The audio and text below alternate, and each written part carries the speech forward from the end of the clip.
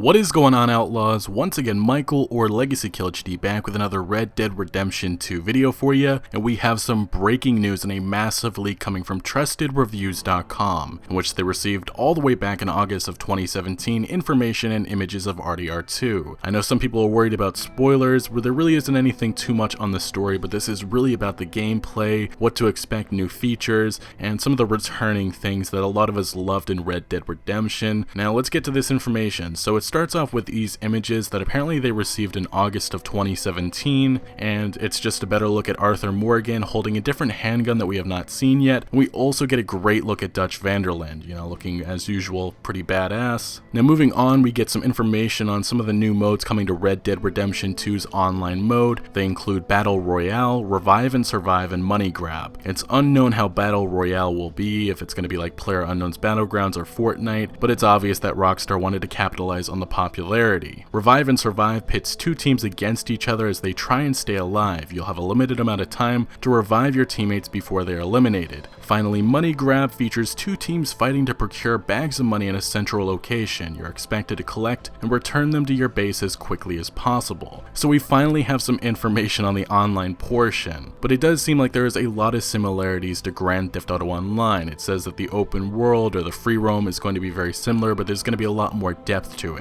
And one of the examples that was given is that NPCs will decorate storefronts with amenities and pack things away once night comes, which those little small things really just makes an open world feel immersive. Now continuing on, it says frequent rewards will be handed out to players for completing certain tasks. These might range from traveling a certain distance to murdering an enemy using a bow from 100 meters away. And then it says apartments from Grand Theft Auto Online will return in the form of tents, which can be owned and upgraded by players. These are purchased in the open world and also come in a variety of different themes. I'm very interested what they mean by themes, if we can have like a bigger tent or what exactly comes with that. I did like the property system in Red Dead Redemption. I think that it could have been expanded much more, so hopefully it isn't just tents that we can own. Hopefully, there's a lot more avenues of our character Arthur Morgan staying in a town or wherever. Next, it says that online play will include access to a number of shops and NPCs, which can provide the player with equipment and missions. Free events can also be organized outside of standard playlists, like spontaneous treasure hunts and death matches. Now, something that we discussed just a few weeks ago, a companion app that was found on Rockstar's server, it does look like it is the real thing. It says that it will be launching alongside Red Dead Redemption 2 later this year.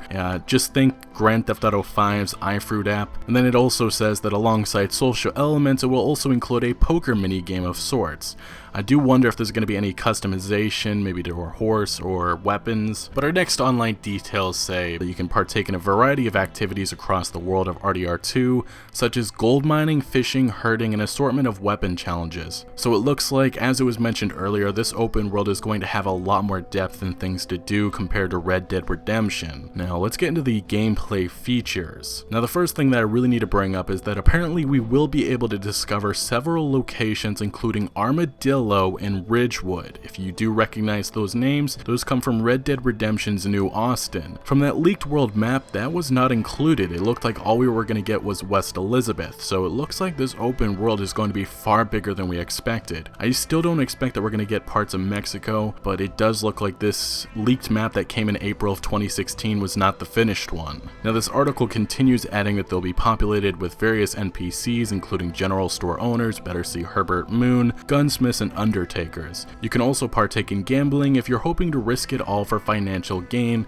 just like how it was in Red Dead Redemption. Then an interesting new thing is that a Slums Market will apparently be a method of procuring equipment at a reduced price. You can expect NPCs to be navigating these places in according with RDR2's day-night cycle. Now to the vehicles, a lot of questions have been about this because nobody really knows when exactly Red Dead Redemption 2 will take place. It doesn't look like we're gonna have any motored cars, so it definitely seems like this is either a late 1800s game or an early 1900s. It says vehicles in the game will include minecarts, handcarts, and horse-drawn carriages. These come in different variants such as armored and fast ones, although we're unsure if you can customize them yourself. That's been my biggest theory about this, if we may have something like Los Santos Customs and the Red Dead world in some sorts where we can customize our carriages and just to have a little bit more customization with the experience, something that a lot of us players enjoy. Now it says the document hints at railway trains being available as modes of transport across the open world. In addition, they'll be fully explorable with unique inhabitants and dialogue. So again, it looks like Rockstar is expanding on the train system from Red Dead Redemption. If I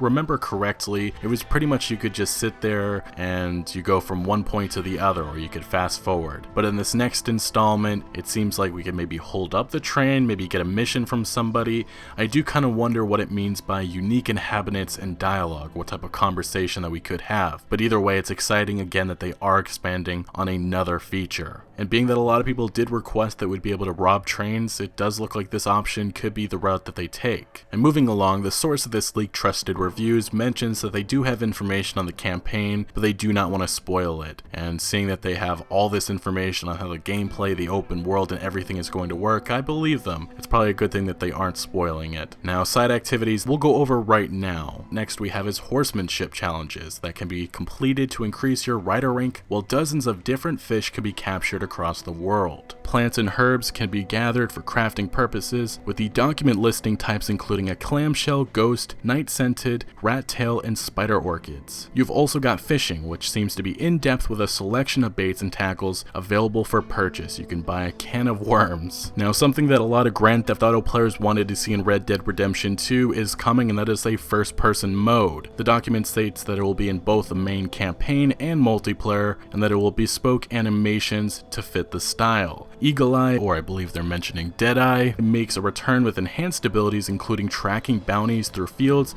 and detecting which fish and animals are available nearby. And then we do get some information on more of the side activities in the game, and saying that it's going to work a lot like Grand Theft Auto 5 Strangers and Freaks, and that we're going to have bounty hunting quests, treasure hunts, and adventures with a mysterious stranger. We all know who that guy is from Red Dead Redemption. There's been many theories on who he actually is, his identity. Maybe we'll get some more answers in Red Dead Redemption 2. And here's an interesting new feature for how the campaign is going to work. Specific player actions during campaign missions will lead to events unfolding differently depending on which characters you interact with.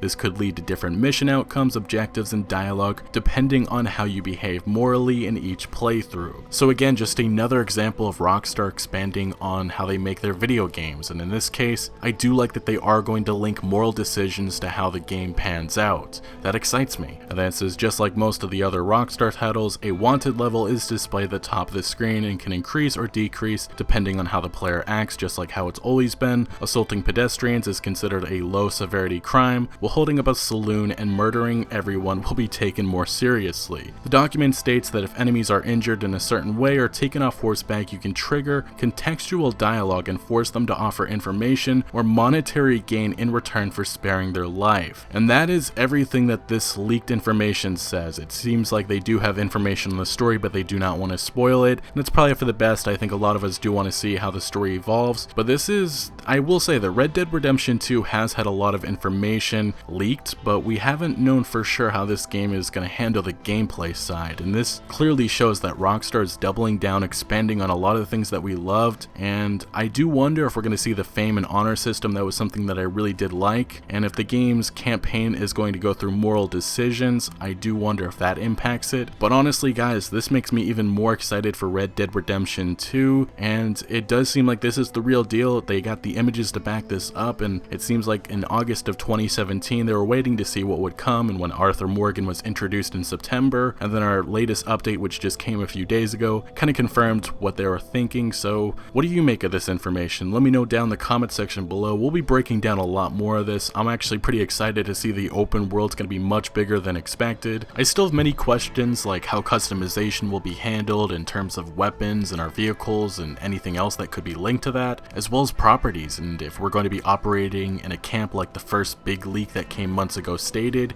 It does seem that one, which came from Reddit, and this one connect in certain ways, but this one coming from trustedreviews.com, clearly going much more in depth on the gameplay and open world side. Also, if you missed the video that I discussed that Reddit leak, I highly recommend it, but it is a bit spoilery on the story. Anyway guys, the timing of this leak is interesting considering we just got news from Rockstar the other day, and they promised a lot more info in the coming weeks. I expect we'll read about much of this in maybe an upcoming Game Informer issue, but I do want to thank you for watching. If you did enjoy or found any informative value, make sure to leave a like, follow me on Twitter and Instagram for updates on new videos and discussion on gaming news, and consider subscribing as I am your best source for everything Red Dead Redemption 2, and remember, Outlaws to the end.